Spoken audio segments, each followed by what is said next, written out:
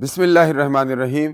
अस्सलाम वालेकुम dear students, मैं हूं आपका फिजिक्स टीचर आतिफ वकास और आज हम सेकंड चैप्टर स्टार्ट करेंगे, that is current electricity. Previous chapter में आप लोगों ने चार्जेस की रेस्ट के ऊपर जो प्रॉपर्टीज होती हैं वो अंडरस्टैंड की होंगी, जिसमें चार्जेस की प्रॉपर्टीज हैं, फिर कूलम्स लॉ है, फिर इलेक्ट्रिक फील्ड इंटेंसिटी है, और उसके बाद आप लोगों ने गॉस लॉ डिराइव किया, उसको मुख्तलिफ एप्लीकेशन उसकी पढ़ी, और फिर उसके बाद आप लोगों ने कैपेसिटर पढ़ा, कैपेसिटर की चार्जिंग डिस्चार्जिंग की है। यानी प्रीवियस चैप्टर में आप लोगों ने चार्जेस की वो प्रॉपर्टीज पढ़ी जो किसी चार्ज की रेस्ट के ऊपर होती हैं, और उससे रिलेटेड सारी चीजें आप समझ गए होंगे। इस चैप्टर में हम चार्जेस की मोशन की बात करेंगे। तो करंट किसी भी चीज की फ्लो को कहते हैं। करंट इलेक्ट्रिसिटी का मतलब है चार्जेस की फ्लो। अब before going into details of electric charges in motion, हम सबसे पहले ये देखेंगे कि मुख्तलिफ मटीरियल्स के अंदर चार्जेस की मोशन किस तरह होती है। हम मुख्तलिफ मटीरियल्स की कैटेगरीज थोड़ा सा मैं आपको उसकी रिवीजन दूंगा। आप ऑलरेडी मुख्तलिफ मटीरियल्स के बारे में जानते हैं कि कुछ मटीरियल्स ऐसे होते हैं जिसके अंदर से इलेक्ट्रिक चार्ज फ्लो हो सकता है, जिनको कंडक्टर्स कहते हैं। कुछ ऐसे होते हैं जिसके अंदर से चार्ज फ्लो नहीं हो सकता, उनको इंसुलेटर्स कहते हैं। कुछ ऐसे भी मटेरियल्स होते हैं कि कभी उनके अंदर से चार्ज फ्लो हो सकता है, कभी नहीं हो सकता, उनको सेमीकंडक्टर्स कहते हैं। मैं यहाँ पर फोकस करूँगा मेटालिक कंडक्टर्स के ऊपर। तो किसी मेटल्स के अंदर क्या होता है ये आप ज़रा इस डायग्राम को देखें। मैंने यहाँ पर एक एल्यूमिनियम का एटम बनाया है और बड़ा सिंपल बनाया है। बोहर मॉडल आप लोग जानते हैं, तो इंतहाई सिंपल मॉडल है। एक अलग थलग एटम है जो अकेला है और उसके आसपास कोई दूसरा मटेरियल नहीं है। तो ये इस हालत में होगा। अगर एल्यूमिनियम का है तो इसके न्यूक्लियस के अंदर कितने प्रोटॉन्स होंगे? जाहिर है एल्यूमिनियम का अगर एटॉमिक नंबर 13 है तो उसके न्यूक्लियस के अंदर 13 प्रोटॉन्स होंगे। और आप प्रीवियस चैप्टर में पढ़ चुके हैं कि किसी भी प्रोटॉन के ऊपर चार्ज जो है that is E, and E is the elementary charge जिसका मैग्नीट्यूड हमारे पास 1.6 इंटू 10⁻⁻19 कूलम्स है। ठीक है, तो किसी भी मटेरियल के अंदर अगर आपने चार्ज देखना है तो इसका आप जानते हैं, चूंकि चार्ज क्वांटाइज्ड है तो Q is equal to NE के जरिए हम देखते हैं। N जो है कोई नंबर होगा और E जो है ये एलिमेंट्री चार्ज है। अब यहाँ पर देखें, न्यूक्लियस है तो न्यूक्लियस के अंदर N जो है नंबर ऑफ प्रोटॉन्स को शो करेगा। तो Q is equal to NE। तो N इसमें कितने प्रोटॉन्स हैं? अगर एल्यूमिनियम है तो उसके अंदर 13 प्रोटॉन्स हैं, इसलिए न्यूक्लियस का चार्ज जो है वो 13E है। लेकिन एट द सेम टाइम उसके अराउंड मुख्तलिफ ऑर्बिट्स के अंदर इलेक्ट्रॉन्स रिवॉल्व कर रहे होते हैं। तो अगर एक नॉर्मल एटम है एल्यूमिनियम का और इक्विलिब्रियम में है आम कंडीशंस में, तो उसमें same number of electrons and protons होते हैं। अगर उसमें 13 प्रोटॉन्स हैं तो इसी तरह उसके अराउंड मुख्तलिफ ऑर्बिट्स में 13 इलेक्ट्रॉन्स भी होते हैं। तो वो एटम ओवरऑल न्यूट्रल होता है। लेकिन जब उस एटम के साथ और एटम्स आ जाते हैं और सिचुएशन ये बन जाती है कि कोई बॉन्ड डेवलप हो जाते हैं, तो ये एल्यूमिनियम चूंकि मेटल है और मेटल्स के सारे एटम्स इकट्ठे होते हैं तो उनमें मेटालिक बॉन्ड बनता है। मेटालिक बॉन्ड जो है वो किस तरह से बनता है? तो ये वही क्लासिकल फ्री इलेक्ट्रॉन मॉडल है कि किसी मेटल के अंदर, अब मैंने यहाँ पर एल्यूमिनियम का एक मटेरियल बनाया हुआ है जिसमें बहुत सारे एटम्स हैं, और आप देख रहे हैं कि मैंने यहाँ पर +3E लिखा है। ये सिर्फ न्यूक्लियस नहीं है, ये यहाँ पर अगर आप देखें तो 13 प्रोटॉन्स न्यूक्लियस के अंदर मौजूद हैं। पहले शेल के अंदर, एटम के पहले शेल में 2 इलेक्ट्रॉन्स हैं, दूसरे में 8 हैं, तो ये 2 शेल तो फिल हो गए। इसके अलावा के जो इलेक्ट्रॉन्स हैं वो आखिरी शेल में है, वो 3 हैं। और उसमें कितने आ सकते हैं? अगर आप किसी भी हुंड्स रूल से करें या इलेक्ट्रॉनिक कॉन्फ़िगरेशन करें तो आखिरी शेल इसका इनकम्प्लीट है। तो आखिरी शेल अगर इनकम्प्लीट है तो ये इलेक्ट्रॉन्स जो हैं जो आखिरी शेल में मौजूद हैं, इस केस में 3 हैं, एल्यूमिनियम के केस में। अगर आप कॉपर की बात करें तो उसमें 1 होता है। इस तरह मुख्तलिफ कंडक्टर्स के अंदर मुख्तलिफ नंबर ऑफ फ्री इलेक्ट्रॉन्स होते हैं पर एटम। तो यहाँ पर अगर आप देखें तो ये जो इलेक्ट्रॉन्स हैं आखिर वाले, ये इलेक्ट्रॉन्स इस एटम का हिस्सा तो है, लेकिन जब ये मुख्तलिफ एटम्स के साथ कम्बिनेशन में आ जाता है और मेटल का एक पीस बनाता है, तो वहां पर ये आखिर के 3 इलेक्ट्रॉन्स ये डोनेट कर देता है to the sea of electrons. आप देख रहे हैं इसका अगर आप चार्ज देखें, ये जो फील्ड ऑर्बिट्स हैं और साथ में उसके न्यूक्लियस है। अगर इसका टोटल चार्ज देखें तो इसके अंदर चूंकि हमारे पास 13 जो है प्रोटॉन्स हैं और उसमें कितने इलेक्ट्रॉन्स हैं, उसके अंदर इलेक्ट्रॉन्स हमारे पास मौजूद हैं 10, 2 फर्स्ट ऑर्बिट में और 8 दूसरे में, तो वो 10 माइनस ई है क्योंकि इलेक्ट्रॉन का चार्ज माइनस ई है। तो टोटल नंबर उनकी जो बन जाती है that is 3e plus 3e बनता है क्योंकि प्रोटॉन की तादाद ज्यादा होती है। तो इसको हम कोर ऑफ एल्यूमिनियम कहते हैं, कोर एटम्स कहते हैं, या इसको आप कर्नल कह सकते हैं, कर्नल। इस कर्नल के अंदर आप जानते हैं कि चूंकि 10 इलेक्ट्रॉन्स हैं और 13 प्रोटॉन्स हैं तो इसका चार्ज +3 आएगा।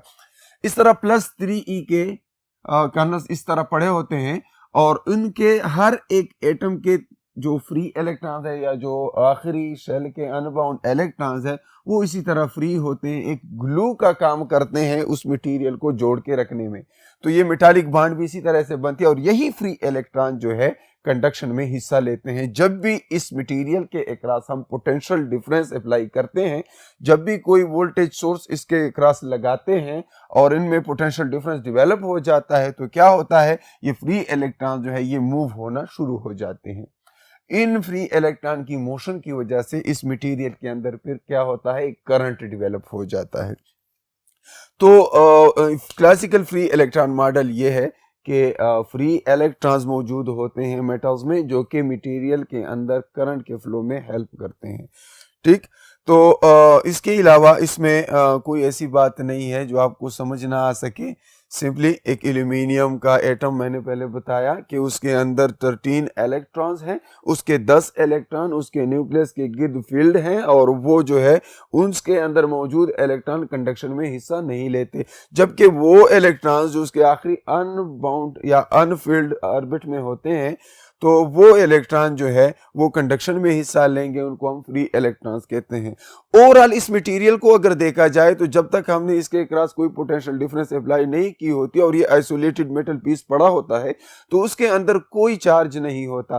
चार्ज होते हैं, आप देख रहे हैं बेशुमार चार्जेस हैं, लेकिन उन चार्जेस का सम 0 होता है। ओवरऑल ये न्यूट्रल होता है। तो फिर फ्री इलेक्ट्रॉन का मतलब क्या है? फ्री इलेक्ट्रॉन का मतलब ये है कि वो इस कोर का हिस्सा नहीं, वो इस कर्नल का हिस्सा नहीं है, वो फ्री होते हैं, इधर उधर मूव कर सकते हैं, कभी एक एटम के अराउंड, कभी दूसरे के अराउंड, कभी तीसरे के around. So they wander around in the regions in between these core atoms. अब किसी रियल मेटल की अगर आप बात करें तो उसके ये जो कोर एटम्स है वो भी वाइब्रेट कर रहे होते हैं, इलेक्ट्रॉन भी मोशन में होते हैं। तो इतनी सिंपल कहानी नहीं होती। तो जब भी हमने इसके क्रॉस जो है पोटेंशियल डिफरेंस अप्लाई की तो ये जब मोशंस होती है तो बहुत सारे कोलिजन्स होते हैं, इंटरेक्शंस होते हैं और फिर कहीं जाकर उनका नेट इफेक्ट हमें मिलता है from one terminal of a battery to the other terminal of battery. तो इस पे आगे हम बात करेंगे, लेकिन पहले आपको ये थोड़ा सा बताना जरूरी समझता था कि क्लासिकल फ्री इलेक्ट्रॉन मॉडल आपको मालूम हो। इसके बाद हम बात करेंगे बाकायदा इलेक्ट्रिक करंट की कि इलेक्ट्रिक करंट क्या होता है, कितनी तरह का होता है और किस तरह इसको मैथमेटिकली हम फाइंड कर सकते हैं। ठीक है, तो हम उसकी तरफ जाते हैं।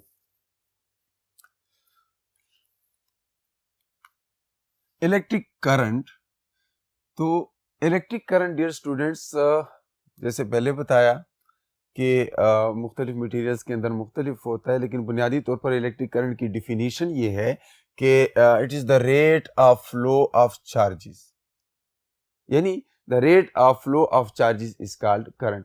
किसी कंडक्टर के अक्रॉस पर यूनिट टाइम कितना चार्ज फ्लो होता है। अब अगर मैं यहाँ पर कोई मेटालिक पीस बनाऊं, फॉर एग्जांपल ये कोई मेटालिक पीस है, एक वायर है सिलेंड्रिकल, और इसके अंदर मैं कोई क्रॉस सेक्शन बना लेता हूँ, इसका एक ये, और मैं देखता हूं कि जब इसके अक्रॉस हम पोटेंशियल डिफरेंस अप्लाई कर लेते हैं, जब इस साइड पर और इस साइड पर, यानी उसके दोनों अक्रॉस पोटेंशियल का फर्क होगा, तो चार्जेस मूव करेंगी। अब ये चार्जेस की मोशन जो है, अगर मैं देखूं तो इस क्रॉस सेक्शन के अक्रॉस पर सेकंड कितना चार्ज पास होता है,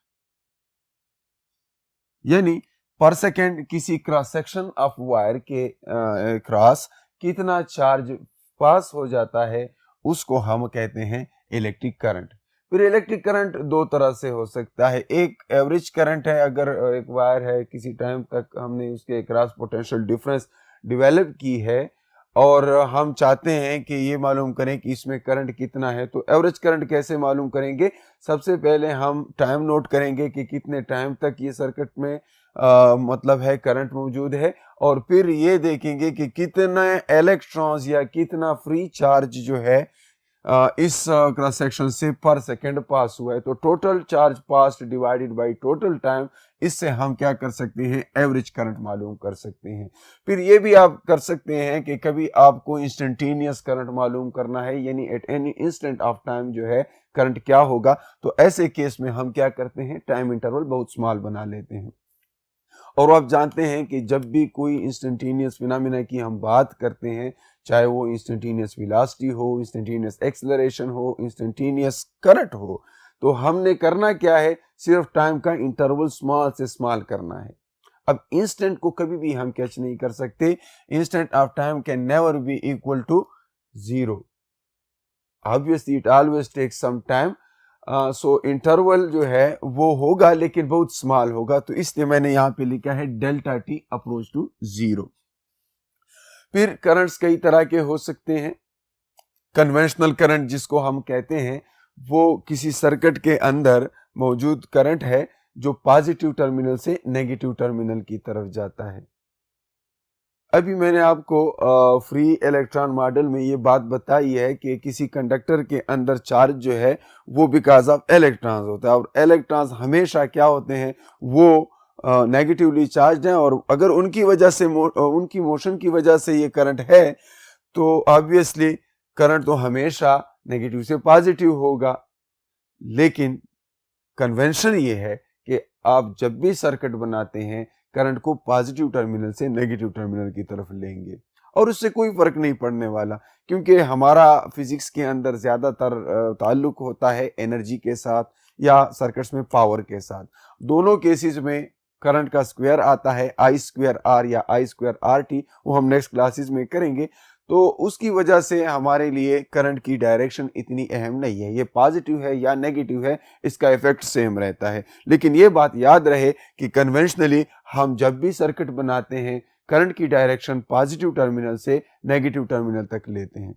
और ये इनिशियली ये कन्वेंशन इस तरह पड़ा था कि पहले वो ये समझते थे कि पॉजिटिव जो है वो हायर पोटेंशियल पे है, नेगेटिव लोअर पोटेंशियल पर है, और ये ऑलरेडी हमारे पास ऑलरेडी ये एनालॉजी मौजूद थी।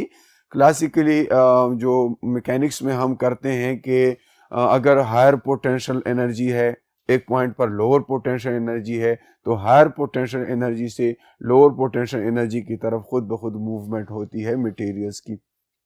तो यही कुछ यहाँ पर भी होगा, लेकिन कन्वेंशन इसलिए ये वाली डेवलप हो गई है कि पॉजिटिव चूंकि हायर पोटेंशियल पे है, नेगेटिव लोअर पे है, तो चार्जेस पॉजिटिव से नेगेटिव जाते हैं। हालांकि रियलिटी ये है कि मेटल के अंदर चूंकि इलेक्ट्रॉन्स फ्री होते हैं, और इलेक्ट्रॉन अगर फ्री है तो उसने जाना है पॉजिटिव टर्मिनल की बजाय नेगेटिव टर्मिनल से, और ये नेगेटिव से पॉजिटिव जाएगा, तो करंट एक्चुअली इलेक्ट्रॉनिक करंट जो होता है वो नेगेटिव टर्मिनल से पॉजिटिव टर्मिनल की तरफ होता है।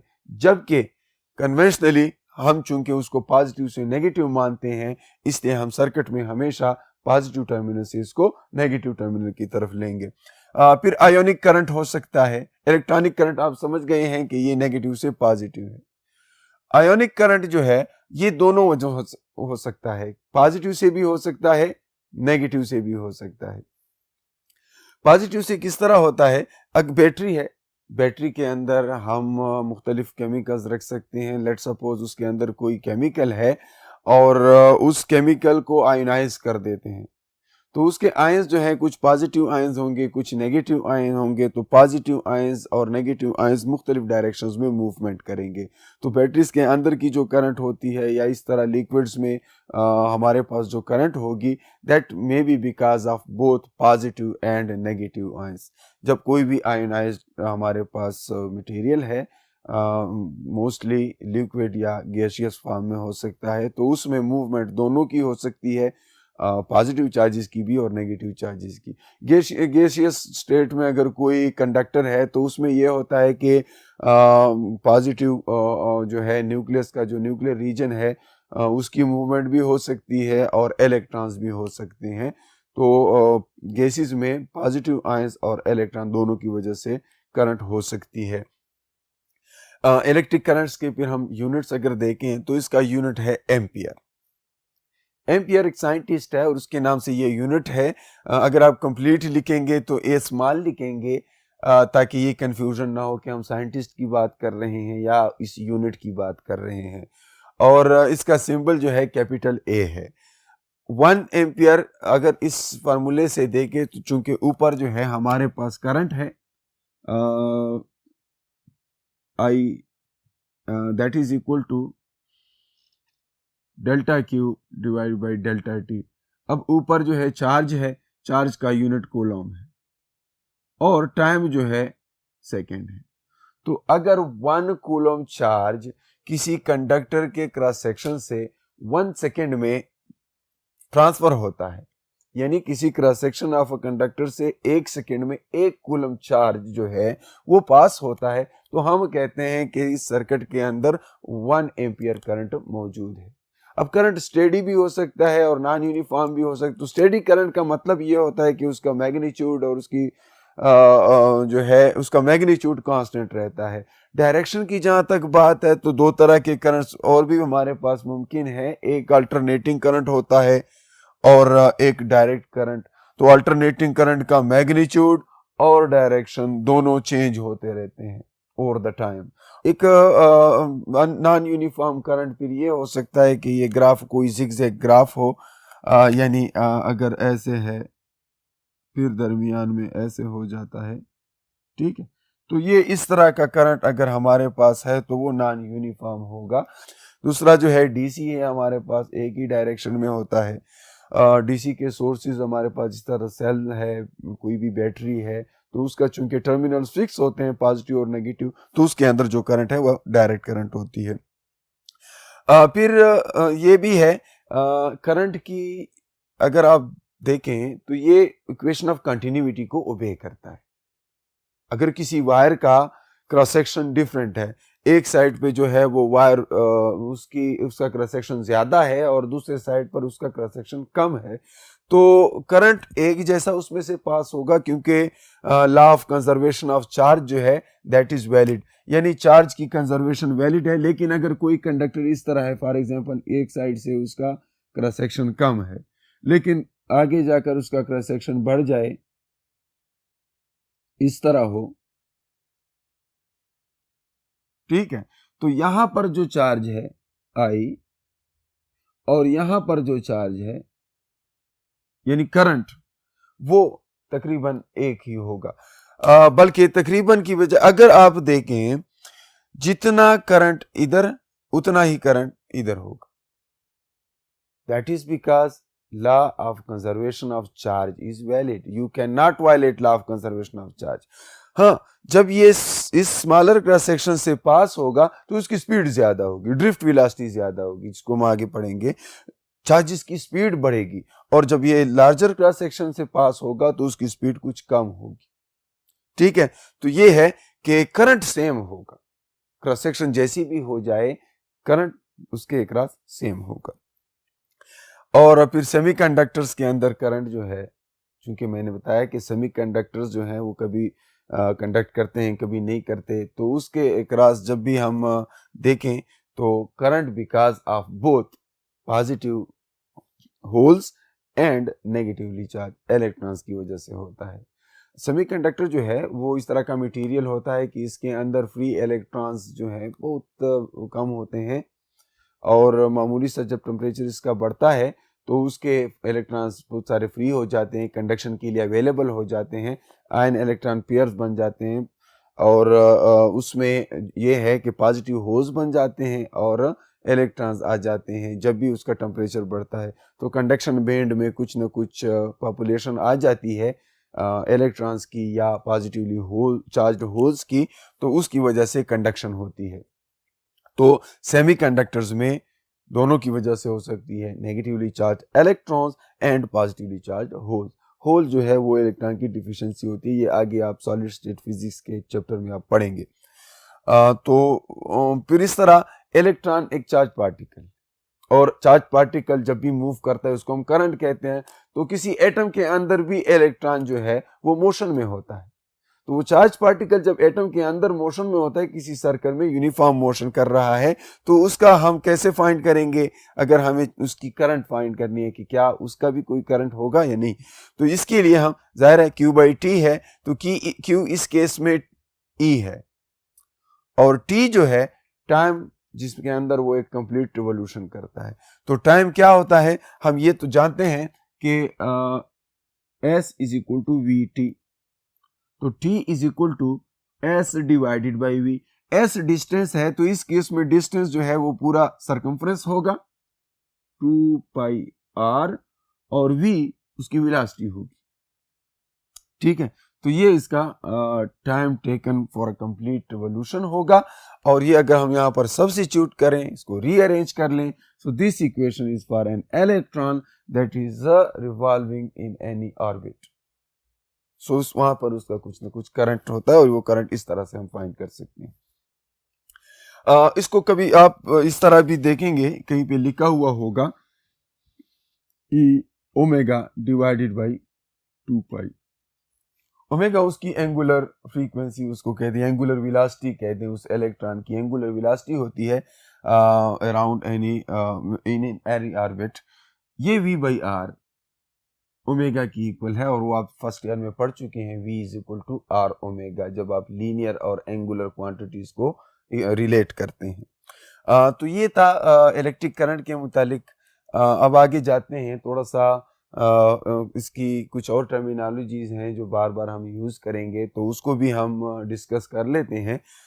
उसमें से एक है करंट डेंसिटी, फिर आगे ड्रिफ्ट वेलोसिटी। ठीक है, तो इन चीज़ों को भी डिस्कस कर लेते हैं। डियर स्टूडेंट्स, इस चैप्टर के अंदर एग्जाम पॉइंट ऑफ व्यू से भी बहुत सी इंपॉर्टेंट चीज़ें हैं बोर्ड के एग्जाम के हवाले से, लेकिन बहुत सारे छोटे छोटे फार्मूले ईटा के हवाले से इसमें बहुत हैं। तो आज के लेक्चर में ये जो मैं कुछ ऐसी चीज़ें आपको बता रहा हूँ जो आपकी टेक्स्ट बुक में आपका बड़ा सिंपल है, तो आपकी टेक्स्ट बुक में शायद ये इक्वेशंस आपको नज़र नहीं आएंगी, लेकिन ये बहुत इंपॉर्टेंट है। ये मुख्तलिफ टेस्ट जो आपके आगे आएंगे, FEC के बाद आप यूनिवर्सिटीज़ में जाएंगे तो उसके लिए एंट्रेंस टेस्ट होता है। उन टेस्ट में ये सारे छोटे छोटे फार्मूले जो हैं, इनकी बेस पे न्यूमेरिकल प्रॉब्लम्स आते हैं। चाहे आप BS फिजिक्स में जाएं, केमिस्ट्री में जाएं, आप किसी भी फील्ड ऑफ साइंस में जाएं, फार्मेसी में जाएं, मेडिकल में जाएं, इंजीनियरिंग में जाएं, तो उनके जो टेस्ट होते हैं ये बेसिक फिजिक्स में किसी न किसी तरह मौजूद होती है। तो इसलिए इन फार्मूलों को ज़हन नशीन करें, और ये जो छोटे मोटे और फार्मूले उससे डिराइव होते हैं इसकी भी प्रैक्टिस करें, इसके ऊपर अपने लिए प्रॉब्लम्स बनाएं, ताकि उन प्रॉब्लम्स की बेस पे आप फिर प्रैक्टिस करें और किसी भी टेस्ट में आप इसको आसानी से फिर सॉल्व कर सकें। तो इसके बाद हम जाते हैं करंट डेंसिटी की तरफ कि करंट डेंसिटी क्या होती है।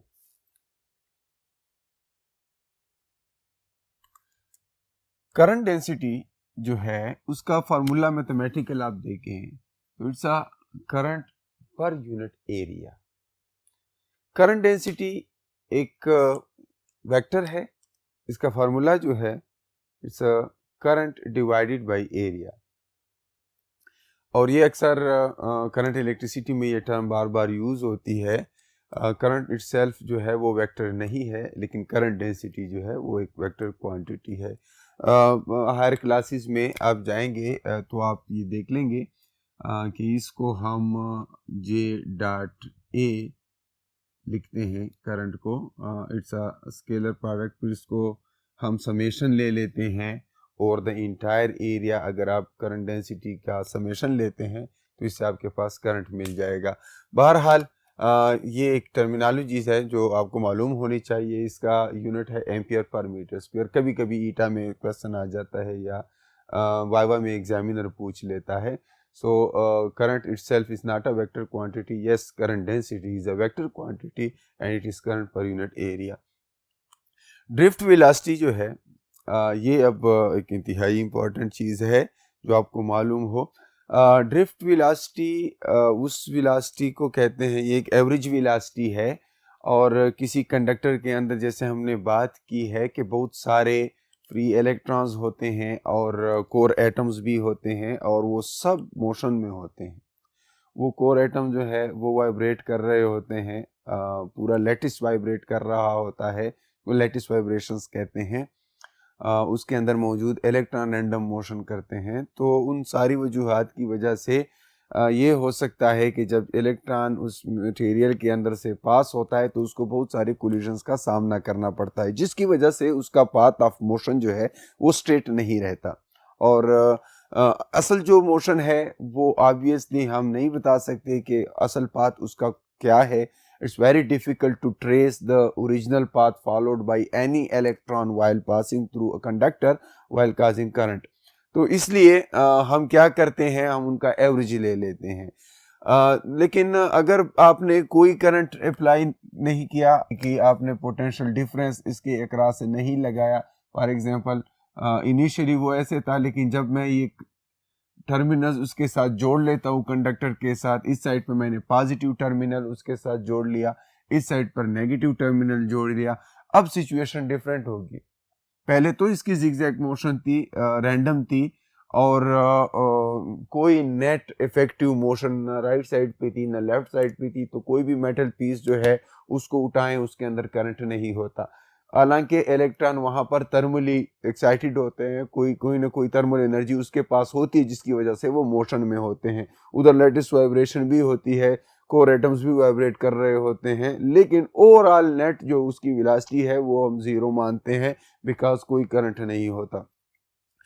एक्चुअल जो उसकी स्पीड है एक इलेक्ट्रॉन की, उसके अपने रैंडम मोशन की, वो है almost 10 raise to the power 5 metre per second. कितनी है फ्री इलेक्ट्रॉन की स्पीड? तकरीबन 10 raise to the power 5 metres in 1 second. लेकिन हम यूज करते हैं इसकी ड्रिफ्ट वेलोसिटी, क्योंकि एक्चुअली तो हमें तो उसकी एक्चुअल वेलोसिटी चाहिए, और एक्चुअली तो उसके अंदर बहुत सारे एटम्स हैं, बहुत सारे इलेक्ट्रॉन्स हैं कंडक्टर के अंदर। तो जब भी इलेक्ट्रॉन उसमें से पास होगा उनकी मोशंस की वजह से उनमें कोलिजन्स होंगी और उसका पाथ रैंडम होगा और वो उस स्पीड से अगले साइड पे नहीं जा पाएगा जिस स्पीड से वो फ्री होके जा सकता है। तो कहानी बहुत मुश्किल होती है इसके अंदर के ट्रेवल की, और उसको हम इतना इजीली नहीं बता सकते। बहरहाल हम क्या करते हैं, स्टैटिस्टिक्स यूज करते हैं, हम उनकी एवरेज वेलोसिटी की बात करते हैं। तो वो टोटल एवरेज वेलोसिटी कि जिससे कोई फ्री इलेक्ट्रॉन्स जो हैं किसी मेटल के अंदर ड्रिफ्ट होते हैं। तो मोशन उनकी हर तरफ होती है इस तरह जिगजैग, लेकिन साथ साथ वो किसी डायरेक्शन में भी जा रहे होते हैं। अगर आपने उसके क्रॉस पोटेंशियल डिफरेंस अप्लाई की है और आप इलेक्ट्रॉन्स की बात कर रहे हैं तो वो नेगेटिव से दूर भी होते जाते हैं और अंदर ही अंदर मुख्तलिफ कोलिजन की वजह से रैंडम पाथ पे भी जा रहे होते हैं। तो मैं इसको थोड़ा सा सिंपल नजर आने के लिए इस डायग्राम को थोड़ा सा अमेंड कर देता हूँ, उसमें थोड़ी चेंजेस लेके आ जाता हूँ, क्योंकि अभी मैंने इसके क्रॉस पोटेंशियल डिफरेंस अप्लाई कर लिया है, इसको मैंने बैटरी के टर्मिनल्स के साथ ज्वाइन कर लिया है। अब इन इलेक्ट्रॉन की मोशन किस तरह हो जाएगी, ये अगर इलेक्ट्रॉन्स हैं तो ये अवे फ्रॉम नेगेटिव जाएंगे, ठीक है, उनकी ये पर्टिकुलर डायरेक्शन हो जाएगी।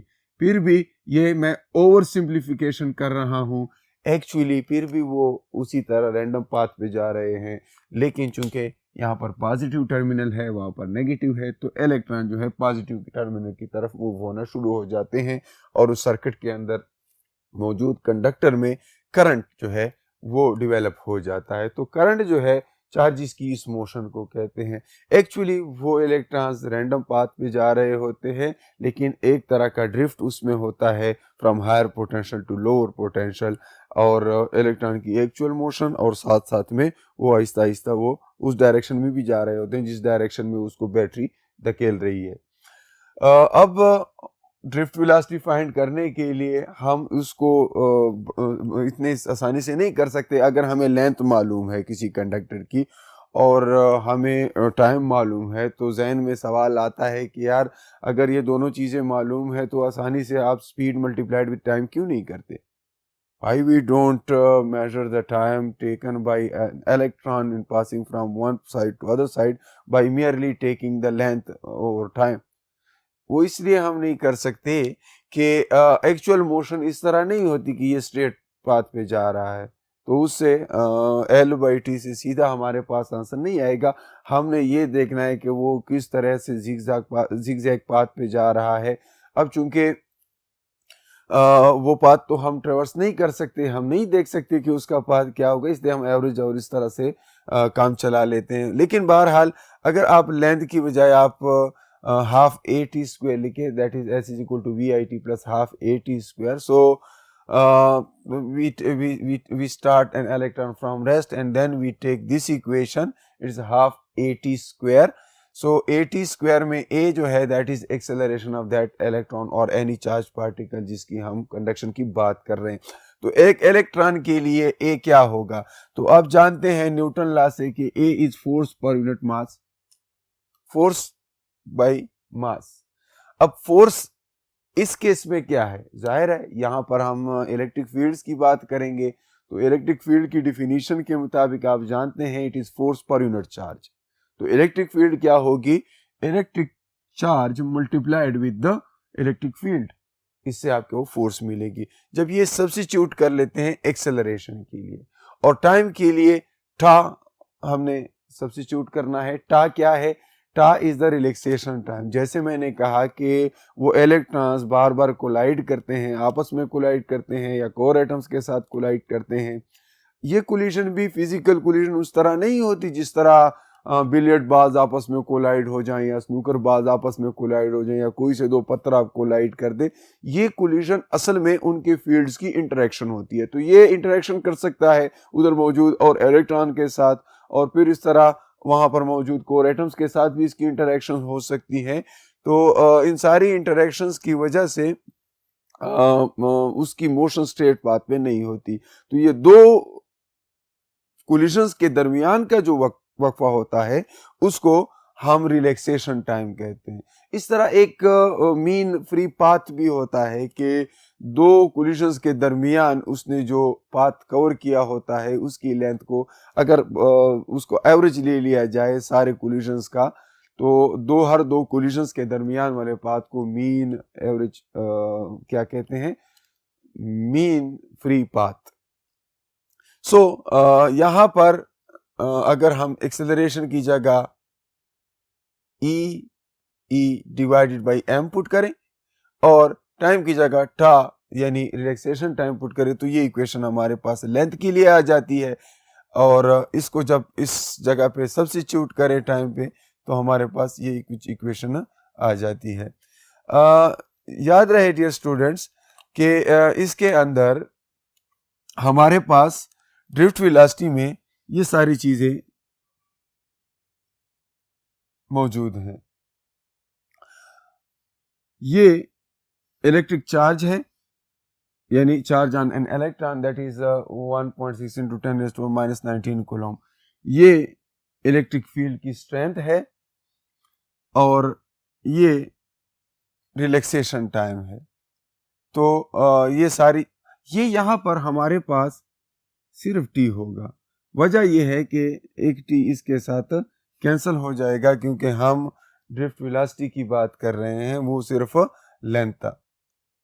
तो लेंथ की वैल्यू जब पुट करेंगे ना, तो यहाँ पर ऑलरेडी टाइम हमारे पास मौजूद है, तो एक टाइम उसके साथ कैंसिल हो जाएगा और हमारे पास ड्रिफ्ट वेलोसिटी की ये रिलेशन रह जाएगी। इसी तरह ड्रिफ्ट वेलोसिटी को in terms of area of cross section भी लिख सकते हैं। जैसे पहले मैंने बात की है कि कभी कभी यूं होता है कि क्रॉस सेक्शन यूनिफॉर्म नहीं रहता किसी वायर का, लेकिन हम चार्ज की कंजर्वेशन को वायलेट नहीं कर सकते। इसलिए हम ये कहेंगे कि चाहे क्रॉस सेक्शन कम है या क्रॉस सेक्शन ज्यादा है, अगर यूनिफॉर्म मैग्नीट्यूड ऑफ करंट है तो इसलिए एक साइड पे भी जितना करंट होगा उस लार्जर एरिया के साइड पे भी उतना ही करंट होगा, यानी current through out the conductor would be uniform whether the conductor itself is not of uniform acceleration cross sectional area। ऐसे केस में जहां पर फिर कंडक्टर पतला होगा, उसका क्रॉस सेक्शनल एरिया कम होगा, तो उसकी वेलोसिटी जो है इलेक्ट्रॉन्स की ज्यादा होगी और वाइस वर्सा। इसलिए मैंने यहाँ पे इनवर्स रिलेशन शो किया है। तो एरिया चूंकि यहाँ पर डिनोमिनेटर में आ जाता है, ये ई जो है ये स्मॉल ई होना चाहिए, ये गलती से मैंने कैपिटल लिख लिया था। तो इस तरह भी लिखा जा सकता है, इसको इस तरह भी लिख सकते हैं। ये मुख्तलिफ मैंने इसके नोटेशंस की हैं। एक्चुअली मुख्तलिफ टेस्ट में नज़र से गुजरी हैं MCQs में, तो इसलिए ये बताना ज़रूरी समझता हूँ। ये ड्रिफ्ट वेलोसिटी है, ये करंट है, ये इसमें चार्ज डेंसिटी है, number of free electrons per unit volume, ये ई जो है किसी एक इलेक्ट्रॉन का चार्ज है और ए क्रॉस सेक्शनल एरिया है। तो आप इसको इस तरह लिखें, इस relation between current and the drift velocity. फिर इसको आप इन टर्म्स ऑफ रेजिस्टिविटी भी लिख सकते हैं, वो जब हम रेजिस्टिविटी का टॉपिक पढ़ लेंगे तो वहां पर वो भी मैं आपको बता दूंगा। अगर क्रॉस सेक्शनल एरिया कम है तो वहां पर चार्जेस की स्पीड बढ़ जाती है, क्योंकि law of conservation of charge तो वायलेट हम कर नहीं सकते, क्योंकि law of conservation of charge जो है इसका मतलब यह है कि एक जैसा चार्ज एक जैसे टाइम में आगे ट्रांसफर होगा। तो इसलिए करंट एक जैसा रहेगा लेकिन उसकी स्पीड कम ज्यादा होगी because of the area of cross section. ठीक है, और इसके बाद करंट जो है वेक्टर क्वांटिटी नहीं है, ये बात आपको मालूम होना चाहिए। करंट जो है वो इसलिए वेक्टर क्वांटिटी नहीं है कि अगर हम बात करें किसी वायर की, फॉर एग्जांपल यहां पर एक वायर है, ठीक है, और उस वायर के अंदर करंट है, ये वायर इस पॉइंट पर ऐसे मैं एक दूसरे वायर के साथ जोड़ लेता हूं और फिर एक वायर यहां से यहां तक मैं जोड़ लेता हूं। ठीक है, अब इस पॉइंट से इसको मैं कह देता हूं ए और इसको कह देता हूं बी। ए से बी तक मुझे करंट लेके जाना है। लेट सपोज मैं कहता हूं कि यहां पर करंट जो है इस रास्ते से अगर मैं भेजूं 10 एम्पियर है, ये भी 10 एम्पियर है। ऑब्वियसली जितना चार्ज इधर है तो उतना उधर भी पास होगा, यानी करंट एक जैसा होगा। और अगर इन दो के अक्रॉस में देखूं, यहां से इस तार के अक्रॉस भेजूं तब भी 10 एम्पियर होगा। अब अगर ये वेक्टर होता तो फिर मैं क्या करता, पाइथागोरस थ्योरम यूज करता और फिर 10 square plus 10 square whole under the root, उससे कुछ और वैल्यू आती। हालांकि अगर आप देखें तो ये वही 10 एम्पियर है। इसलिए अगर ये वेक्टर लॉ ऑफ एडिशन को ओबे नहीं करता तो हम इसको वेक्टर नहीं कह सकते। दो it has magnitude and direction both, but it is not a vector quantity. It is a tensor quantity, but at this level you just consider it a scalar quantity. इसमें ये है कि पॉजिटिव और negative की importance जो है मौजूद है, जो आगे हम जब किरचॉफ लॉ पढ़ेंगे तो उसमें मैं बताऊंगा कि क्यों हमें पॉजिटिव और नेगेटिव लेना जो है उस वक्त ये ख्याल करना चाहिए, उसकी डायरेक्शन क्यों इंपॉर्टेंट है। बहरहाल करंट वेक्टर नहीं। एक एग्जाम्पल है आपकी बुक में करंट से रिलेटेड, एग्जाम्पल 12.1, और उसमें वो कहता है कि 10⁻18 इलेक्ट्रॉन्स पर सेकेंड किसी वायर के क्रॉस सेक्शन से पास हो रहे हैं, करंट बताएं, उसकी डायरेक्शन बताएं। तो करंट का फार्मूला वही है, चार्ज बताया गया है, टाइम मालूम है, तो आप सिंपली क्या करेंगे, 10⁻18, ये चूंकि in terms of electronic charge उसने बताया है ई, आपने इसको कूलम में कन्वर्ट करना है तो ई की जगह आप 1.6 इंटू 10⁻19 कूलम कर लें, ठीक है। और फिर नीचे जो है 1 सेकेंड है, तो अब ये कूलम्स पर सेकेंड में आ जाएगा। ये जो करंट होगा ये जितना भी आता है, फॉर एग्जांपल हमारे पास आ जाता है 1.6 इंटू 10⁻⁻1, या फिर इसको आप और भी 0.1 लिख सकते हैं, 0.16, ठीक है, इतने एम्पियर्स। क्लियर है? तो ये एम्पियर्स में है। अगर आप इलेक्ट्रॉनिक चार्ज की जगह 1.6 इंटू 10⁻19 कूलम लिख लें तो ये आपके पास आंसर आता है।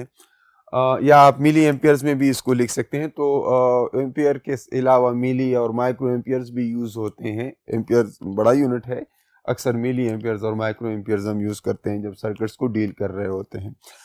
तो ये इस तरीके से हम सॉल्व कर सकते हैं।